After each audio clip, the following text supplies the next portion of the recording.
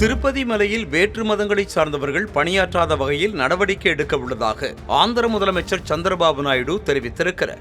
இது தொடர்பாக செய்தியாளர்களிடம் பேசிய அவர், தன்னுடைய பேரன் தேவான்ஸ் பிறந்த நாட்களில் தங்களுடைய குலதெய்வமான ஏழுமலையானை வழிபடுவது வழக்கம் என்றும், அதேபோல ஏழுமலையானை இன்று வழிபட்டு தேவஸ்தானத்தின் அன்னதான அறக்கட்டளைக்கு ஒரு நாள் செலவு தொகையாக 44 லட்சம் ரூபாய் கொடுத்து அன்னதானம் செய்திருக்கிறோம் என்றும், திருப்பதியில் உள்ள மருத்துவமனைகள் மூலம் ராயலசீமா பகுதியில் இருப்பவர்களுக்கு சிறப்பான மருத்துவ சிகிச்சை கிடைக்க தேவையான ஏற்பாடுகளை செய்வோம் என்றும், சர்வதேச அளவில் பணியாற்றும் மருத்துவர்கள் திருப்பதிக்கு வந்து மருத்துவமனைகளில் சேவை செய்து ஏழுமலையானை வழிபட்டு செல்ல வேண்டும் என்பது தன்னுடைய விருப்பம் என்றும், திருப்பதி மலையடிவாரத்தில் எந்தவித கட்டுமானங்களும் இருக்கக்கூடாது என்பதற்காக அந்த அனுமதியை இப்போது ரத்து செய்திருக்கிறோம் என்றும் கூறினார்.